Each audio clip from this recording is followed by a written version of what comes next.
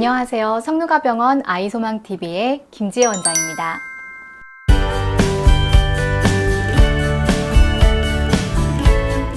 이번 영상에서는 부정출혈에 대해서 총정리해서 소개해 드리겠습니다. 갑자기 부정출혈이 생겼다. 출혈이 속옷에 묻을 때 불편하고 불안하죠. 그럴 때 어떤 상황에서 부정출혈이 생길 수 있는지를 알고 있다면 때로 이런 증상은 병원에 가지 않아도 되겠구나를 판단할 수 있고, 혹은 병원에 가서도 진료를 받는 시간이나 받게 되는 검사의 개수를 줄여볼 수 있을 것입니다. 첫 번째로, 먼저 가임기 여성이고 성생활을 꾸준히 해왔다면 이때 갑자기 보이는 소량의 출혈은 임신을 암시하는 것일 수 있습니다. 착상혈이라고 하죠. 정자와 난자가 만나서 생성된 수정란이 자궁내막에 착상하는 과정에서 하루에서 3일 정도의 소량의 출혈이 생기게 됩니다. 생리 예정일 일주일 전쯤부터 해서 생리 예정일쯤에 나타날 가능성이 많습니다. 이럴 경우에는 생리 예정일이나 예정일에서 하루 이틀 지난 뒤에 임태기를 해보시면 확실해지죠.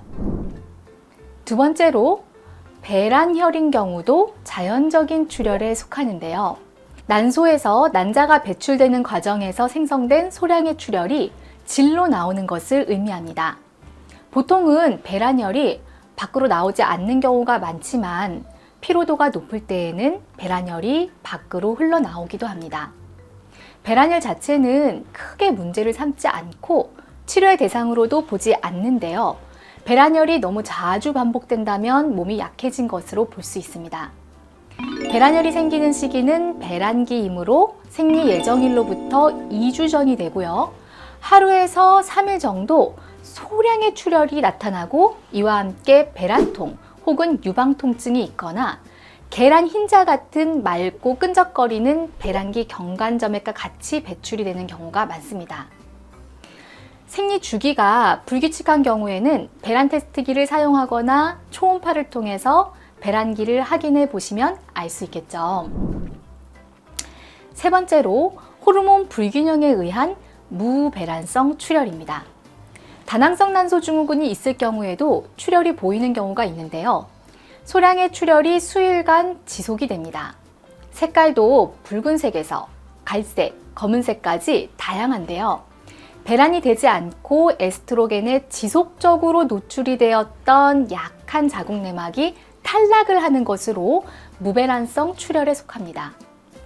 다낭성 난소 증후군 때문에 생긴 출혈이므로 출혈 자체에 큰 문제가 있는 것으로 보지는 않지만 다낭성 난소 증후군이라는 질환에 대한 치료와 관리가 장기적으로 필요합니다. 다낭성 난소 증후군이 아니더라도 과도한 운동, 심한 다이어트, 영양 불균형, 밤낮이 바뀐 생활 등으로 인해 여성 호르몬의 균형이 깨지고 배란이 안 이루어지면 정상 생리가 아닌 무배란성 출혈이 생길 수 있습니다.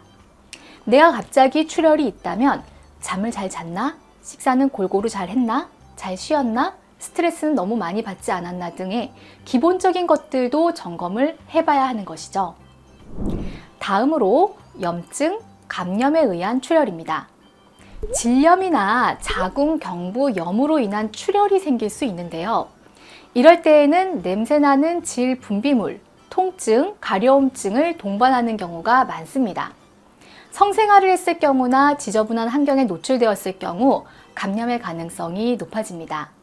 이런 증상이 있을 때에는 산부인과에 가셔서 적절한 처치를 받으시는 게 좋습니다.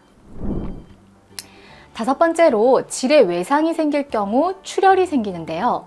특히 질 건조증이 있는 경우, 폐경기 여성들의 경우에는 에스트로겐 수치가 떨어지면서 질벽이 건조해지고 윤활액이 적게 배출되면서 성관계 시에 통증과 출혈이 생길 수 있습니다. 또 젊은 여성의 경우에도 자궁 내 피임 장치를 삽입한 경우, 질이나 소음순의 용종, 궤양, 사마귀, 정맥류가 있으면 성관계 시에 출혈이 생길 수 있고 천여막이 터질 때에도 출혈이 생깁니다. 다음으로 자궁에 무언가 문제가 생겼을 경우에도 출혈이 생깁니다. 이건 좀 더 심각한 상황인데요. 가볍게는 자궁내막에 있는 용종, 물혹도 부정출혈을 유발할 수 있고요. 자궁 근종, 자궁 내막종 같은 양성 종양들도 과다출혈이나 부정출혈을 유발합니다. 자궁내막 증식증의 경우 에스트로겐이 과다하게 지속적으로 분비되면서 자궁내막이 지나치게 증식하다 보니 출혈이 반복되게 되는데요. 출혈 기간도 길고 출혈량도 많은 편입니다.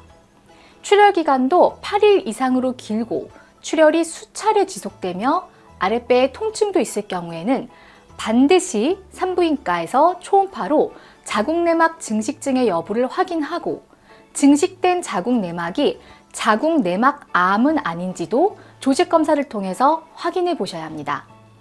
좀 전에 성관계 후 부정출혈이 폐경기에는 생길 수 있다 이렇게 얘기를 했는데요. 부부관계 이후에 부정출혈, 특히 반점형 출혈이 보일 경우 자궁경부암일 가능성이 있습니다. 위험 신호이죠. 자궁암, 자궁경부암의 경우 대부분 폐경 후 여성들에게 잘 생기고 출혈이 다량으로 나오기보다 소량으로 나올 때 종양의 가능성이 높아집니다. 또 한 번도 아이를 낳아본 적이 없다면 이 가능성이 더 높아져요. 그래서 반드시 검사를 해보아야 합니다. 7번째로 갑상선 기능 저하증인데요. 여성 호르몬 말고도 질출혈에 관여를 하는 호르몬을 뽑자면 갑상선 호르몬이 있어요. 갑상선 기능 항진증은 생리량을 줄인다면 갑상선 기능 저하증은 생리 과다를 유발합니다. 갑상선 말고도 뇌에 있는 뇌하수체의 기능에 문제가 생긴다거나 다른 내분비선에 문제가 생긴 경우에는 출혈이 생길 수 있습니다. 8번째로 약물을 복용하고 있는 경우인데요. 여성 호르몬제, 즉 피임약을 항상 복용하고 있을 경우에는 부정출혈이 생길 가능성을 늘 염두에 두고 있어야 합니다. 약을 복용하든 약을 중단하고도 당분간은 자궁출혈이 언제든 생길 수 있어요. 또 혈액을 묽게 하는 약들을 복용하고 있다면 인체 어디에서든 출혈이 생기지만 질이나 자궁에서도 출혈이 생길 수 있습니다. 마지막으로 주의해야 할 출혈로 자궁의 임신에 의한 출혈을 꼽을 수 있습니다. 가임기 여성들에게 생길 수 있는 문제인데요. 임신 초기에 구분하기가 쉽지 않습니다. 소량의 출혈이 보이면서 하복통이 있다. 그럴 때 임신 테스트기를 해봐야 하고요. 병원에 가셔서 수정란이 자궁 내에 제대로 자리를 잡았는지 아닌지를 확인해 보시는 것이 좋습니다. 임신 초기에 생리가 안 나오면 병원에 가서 임신 여부를 확인하니 초기 대응이 되거든요. 문제가 되는 경우가 자궁에 임신이 되었는데 정상적으로 생리를 한 경우예요. 수정란이 자궁 내막이 아닌 난관이나 난소, 복강 등에 가 있다 보니 정상 생리를 해도 수정란이 배출이 안 됩니다.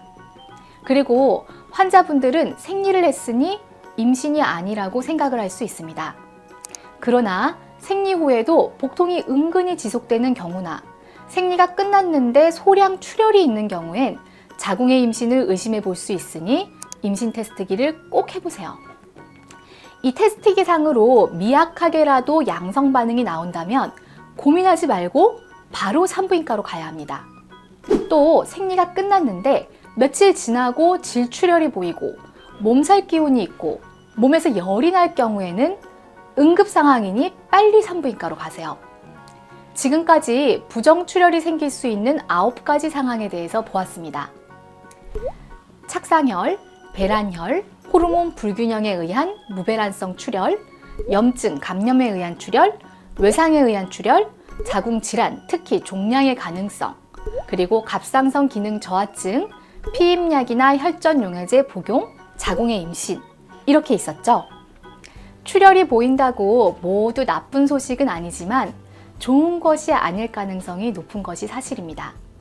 그럴 때 우리 몸이 보내는 신호들이 어디에서 시작된 것인지 민감하게 잘 체크해서 잘 대응해 주는 것이 중요합니다.